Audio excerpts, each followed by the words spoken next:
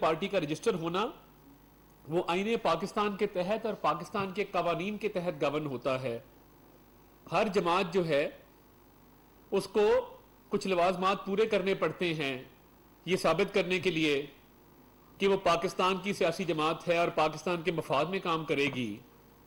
تو جب ایک سیاسی جماعت کا ترجمان یہ کہنے پر مجبور ہو جائے کہ ہماری سیاسی جماعت پاکستان کے ساتھ جڑی ہے تو اس کا مطلب ہے کہ دال میں کچھ کالا ہے.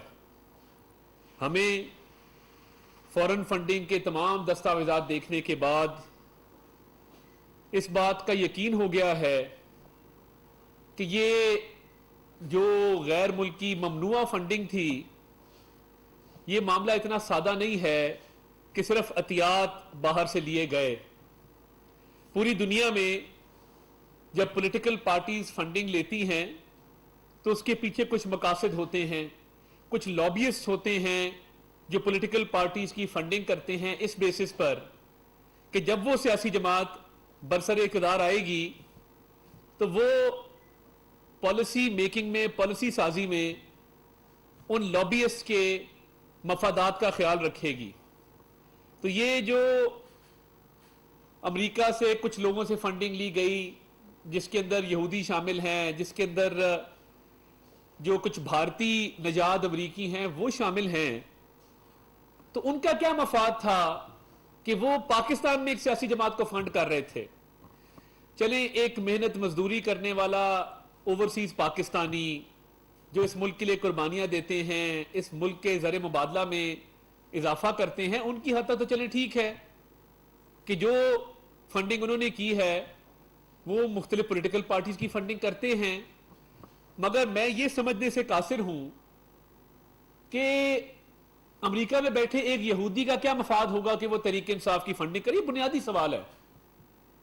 بھارتی نژاد امریکیوں کا کیا مفاد ہوگا کہ وہ پاکستان میں بیٹھ کے ایک سیاسی جماعت کی فنڈنگ کریں.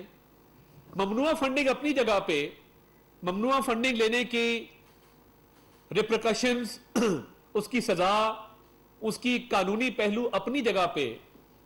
مجھے کوئی یہ بات سمجھا دے کہ ایک سیاسی جماعت کو کوئی کیوں فنڈ کرے گا.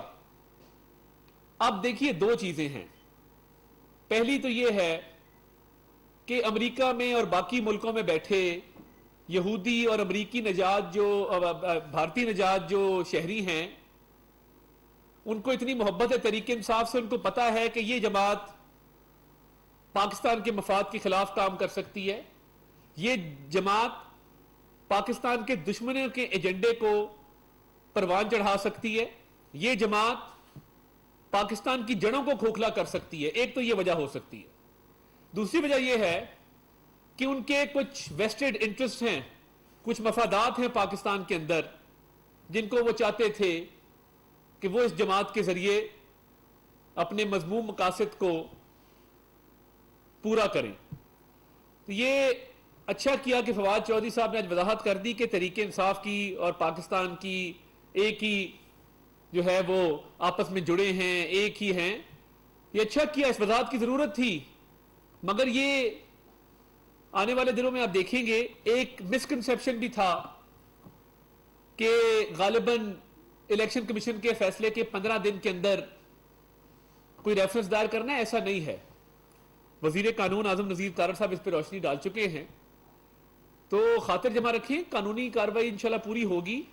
اس پہ وہ قدغن نہیں ہے, قانون کو غور سے پڑھا جائے تو آج جب شہباز گل کے دفاع میں فواد چودھری صاحب نے پریس ٹاک کی تو وہ تضادات کا مجموعہ تھا.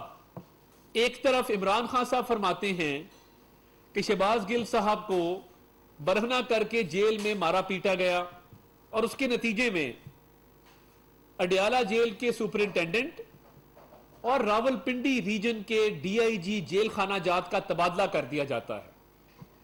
اب یا تو یہ ہے کہ اگر جیل میں تشدد کیا گیا ہے تو اڈیالہ جیل پنجاب حکومت کے محکمہ داخلہ کے زیر انتظام ہے, تو کیا یہ تشدد پرویز الہی صاحب نے کروایا ہے؟ اور اگر یہ پرویز الہی صاحب نے کروایا ہے تو کیا یہ وزیر داخلہ ہاشم ڈوگر کے ذریعے کروایا ہے؟ یہ محکمہ داخلہ جب سے ہاشم ڈوگر صاحب کے ہاتھوں میں آیا ہے، یہ کبھی کسی کو غلط ایڈریس پر نوٹس بھیج دیتے ہیں، کبھی کسی کا نام غلط لکھ دیتے ہیں، کبھی کسی کا پتہ غلط لکھ دیتے ہیں، کبھی غلط گھر پہ ریڈ کر دیتے ہیں. تو ایسے بندے سے یہی توقع تھی کہ وہ اپنی ہی حکومت کے قیدی پر تشدد کروائے. ایک طرف عمران خان صاحب کہہ رہے ہیں تشدد ہوا ہے، دوسری طرف یہ بیانات آ رہے ہیں کہ تشدد نہیں ہوا. تشدد تو کسی پہ نہیں ہونا چاہیے، مگر کیا جب میاں نواز شریف کی دوائیاں بند کی جاتی تھی جیل کے اندر، کسی سپرنٹینڈنٹ کا تبادلہ ہوتا تھا؟ جب مریم نواز شریف صاحبہ کو سزائے موت کی چکی میں رکھا گیا، کسی جیل خانہ جات کے افسر کا تبادلہ کیا گیا تھا؟ جب رانا ثناء اللہ کو شدید گرمی میں 6/10 کی سیل میں بند کیا گیا، کیا کسی جیل سپرنٹینڈنٹ کا تبادلہ ہوا تھا؟ کیا جب شہباز شریف صاحب کو زمین پہ سلایا جاتا تھا اور بختر بند گاڑی میں بند کر کے لایا جاتا تھا، کسی جیل سپرنٹینڈنٹ یا ڈی آئی جی جیل خانہ جات کا تبادلہ ہوا؟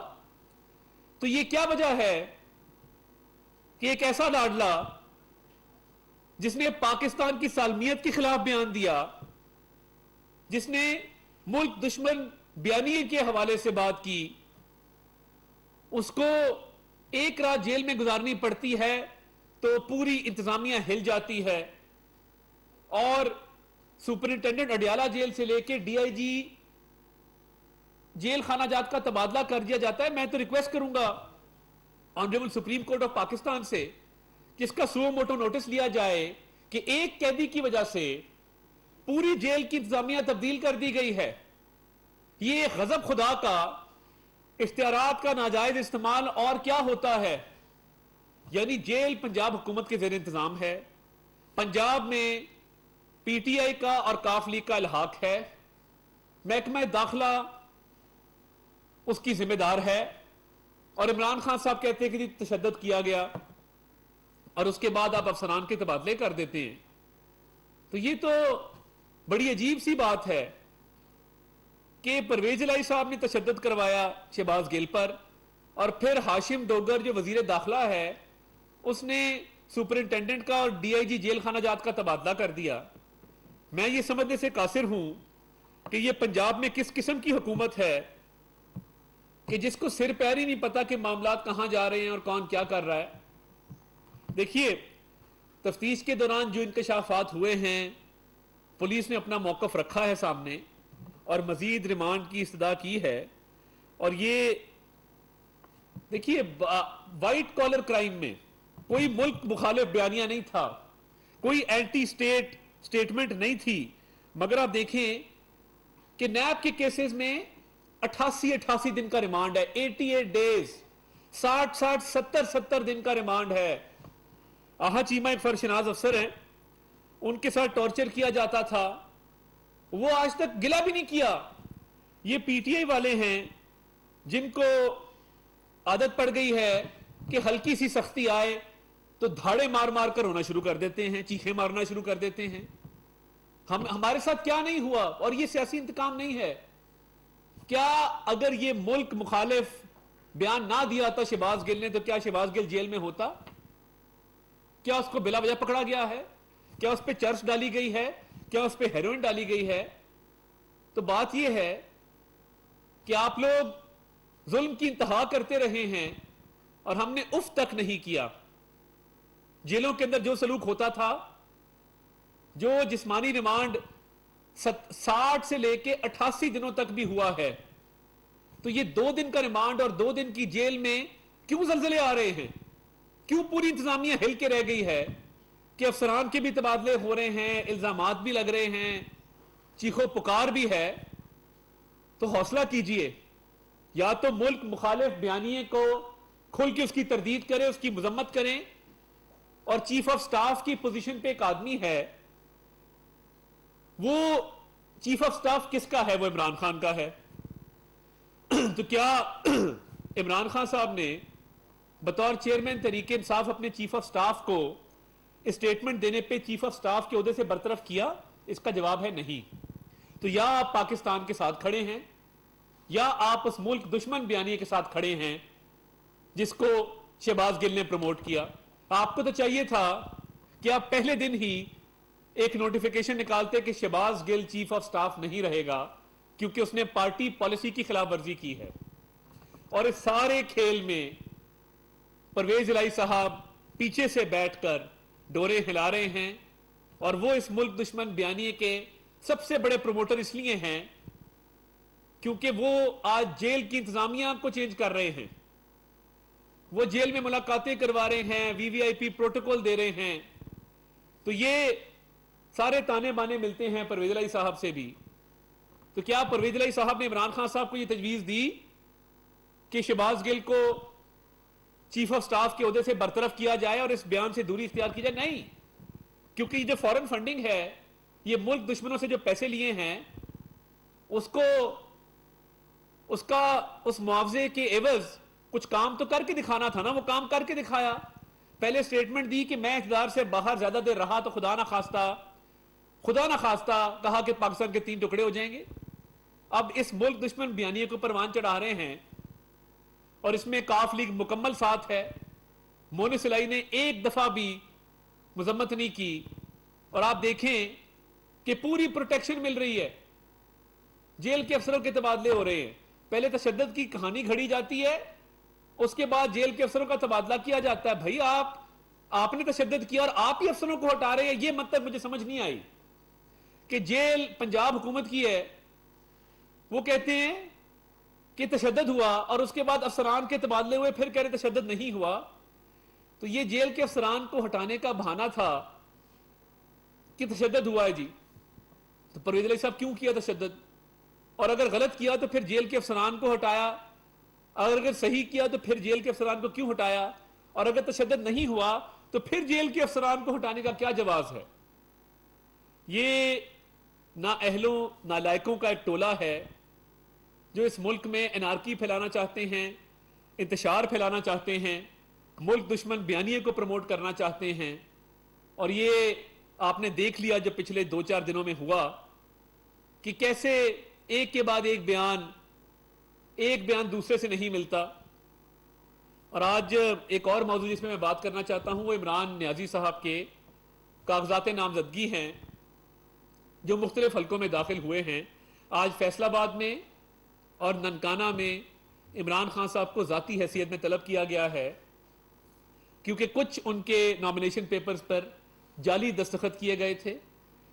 اور فیصل آباد میں ایک نامینیشن پیپر ایسا ہے جس پر تجویز کنندہ کسی اور شہر کا ہے. وہ تو نامینیشن پیپر ریجیکٹ ہوں گے اور اگر وڈرا کرنے ہیں تو امیدوار کو ذاتی حیثیت میں پیش ہو کر اس کو وڈرا کرنا ہوتا ہے. اب اس میں 3-4 معاملات ہیں. نمبر 1, القادر یونیورسٹی ٹرسٹ. یہ زلفی بخاری صاحب کا قائم کردہ ٹرسٹ ہے جو عطیات کے ذریعے چلتا ہے, مگر اصل مقصد وہ جو توشہ خانہ کے کمائے ہوئے پیسے, جو پنجاب میں کرپشن سے کمائے ہوئے پیسے, اس پیسے کو بلیک منی کو وائٹ منی کرنے کا ذریعہ تھا یہ القادر ٹرسٹ. اب اس کی جو امینڈڈ ٹرسٹ ڈیڈ ہے جو ہم نے جمع کرائی ہے اس میں عمران خان صاحب کے اور بشرا بی بی کے دستخط ہیں. یہ ایک پرائیویٹ ٹرسٹ ہے 2 لوگوں کے مابین. اب جب ایک ٹرسٹ پرائیویٹ ٹرسٹ ہوتا ہے اور میاں بیوی کے دستخط ہوتے ہیں وہ آپ کو ڈکلیئر کرنا ہوتا ہے. عمران خان صاحب نے القادر یونیورسٹی ٹرسٹ کو ڈکلیئر نہیں کیا. اب جب آپ نے اس ٹرسٹ کو ڈکلیئر نہیں کیا تو آپ کو یاد ہوگا کہ جہانگیر خان ترین صاحب کو ایک ٹرسٹ ڈکلیئر نہ کرنے پر نااہل کیا گیا تھا اور کہا گیا تھا کہ یہ ٹرسٹ کا مقصد پیسے کو پارک کرنا ہے. اب یہ دستاویزات سامنے آ گئے ہیں جس میں القادر یونیورسٹی کا جو ٹرسٹ ہے اس میں 2 ہی ٹرسٹیز ہیں, عمران خان صاحب اور بشرا صاحبہ, اور دونوں کے سائن موجود ہے. اور عمران خان صاحب نے اپنے کاغذات نامزدگی میں القادر یونیورسٹی ٹرسٹ کو ڈکلیئر نہیں کیا. یہ سپریم کورٹ کے فیصلوں کے تحت یہ تمام نامینیشن پیپرز ان کے وہ ریجیکٹ ہونے چاہیے تھے کیونکہ مس ڈیکلریشن ہے. اس کے علاوہ یہ تو clear cut open and shut case ہے جہانگیر خان ترین کے کیس کے تناظر میں کہ آپ ایک ٹرسٹ کو ڈکلیئر نہ کریں اور اس کے بعد نامینیشن پیپر جمع کرا دیں، اس میں بھی کوئی کاغذ ساتھ نہ لگائیں، تو یہ کلیئر مس ڈیکلریشن ہے۔ میں حیران ہوں کہ کچھ جگہ پہ ان کے کاغذات نامزدگی منظور کیسے ہو گئے۔ آج جن جگہوں پر یہ کیس لگے ہیں ہمارے وکلا کی بھرپور تیاری ہے، اور انشاءاللہ ہمیں امید ہے کہ آج یہ کاغذات نامزدگی ریجیکٹ ہوں گے، کیونکہ اس میں ایک اور فیروز والا کی زمین کا بھی معاملہ ہے جس کو عمران خان صاحب نے کئی 100 کنال زمین کو وراثتی زمین دکھایا ہے، حالانکہ وہ 70 لاکھ کے عوض ایک نگت نامی خاتون سے خریدی گئی زمین ہے۔ اس کے تمام دستاویزات موجود ہیں اور وہ بھی مس ڈیکلریشن ہے، جھوٹ بولا گیا ہے۔ تو یہ تمام معاملات آج متعلقہ ریٹرننگ افسر کے سامنے اٹھائے جائیں گے، اور القادر والے کیس میں تو کوئی گنجائش ہے ہی نہیں کہ وہ نااہل نہ ہوں اور ان کے کاغذات منظور کیے جائیں۔ اتنی بڑی چیز آپ چھپا لیں تو ہمارے جو لوگ ڈسکوالیفائی ڈی سیٹ ہوتے رہے ہیں تو پھر بیٹے سے تنخواہ لینے پر بھی کوئی نہیں نکلے گا، وہ بھی نہ اہلی، اس کو اہلیت میں تبدیل کیا جائے گا۔ یہ نہیں ہو سکتا کہ ایک شخص کرپشن بھی کرے، ممنوعہ فورن فنڈنگ بھی لے، جھوٹا ٹرسٹ بنا کے اس کو ڈکلیئر بھی نہ کرے، وراثتی زمین شو کرنے والی زمین خریدی ہو اور اس کو بھی جھوٹ بولا ہو کاغذات میں، اور وہ اہل ہو اور بیٹے سے نہ تنخواہ لینے پر میاں نواز شریف کو ڈسکوالیفائی کیا۔ یہ نہیں چل سکتا۔ یہ اتنی بڑی ایک دلیل ہے کہ آپ نے ٹرسٹ ڈکلیئر ہی نہیں کیا ہوا، تو یہ قانون کا دورہ معیار نہیں ہوتا، انصاف کا دورہ معیار نہیں ہوتا، یہ ساتھ ساتھ چلے گا۔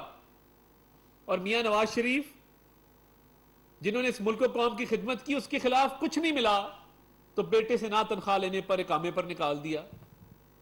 تو یہ عمران خان صاحب نے اتنے بڑے جرائم کیے ہیں، انڈکلیئر ٹرسٹ ہے، وراثتی زمین پہ جھوٹ بولا ہے، ممنوعہ فورن فنڈنگ لی ہے، اور آپ اتنی لمبی فہرست ہے، تو آج امید ہے کہ ان کے کاغذات نامزدگی مسترد ہوں گے اور عمران خان کو بائی الیکشن لڑنے سے روکا جائے گا، کیونکہ وہ اس بات کے اہل نہیں ہیں کہ ان کے کاغذات نامزدگی منظور کیے جائیں۔ بہت شکریہ۔ سر یہ بتائیے گا کہ پریس کانفرنس تو ہو رہی ہے، جواب آپ بھی دے رہے ہیں، وہ بھی دے رہے ہیں، یہ بتائیں کہ عوام کے لیے گورنمنٹ کیا کرے گا؟ پیٹرول دیکھیے بات یہ ہے کہ ہم جب اس ملک کو 2018 میں اقتدار کو چھوڑ کے گئے تھے تو مہنگائی کی شرح 4% پر تھی، شرح نمو 5.8% پر تھی۔ 3.25 سال چور چور ڈاکو ڈاکو پکڑ لو بند کر دو مار دو کے نعروں نے اس ملک کا ناقابل تلافی نقصان کیا۔ مہنگائی 4% سے 14% پہ آ گئی اور گروتھ 5.8% سے 1% پہ آ گئی۔ تو یہ عمران خان صاحب کا مچایا ہوا گند ہے۔ ہم جب گئے تھے لوڈ شیڈنگ نہیں تھی، ہم واپس آئے لوڈ شیڈنگ ہے۔ آپ دیکھیں گے آنے والے چند دنوں میں عوام کو بڑا ریلیف ملے گا۔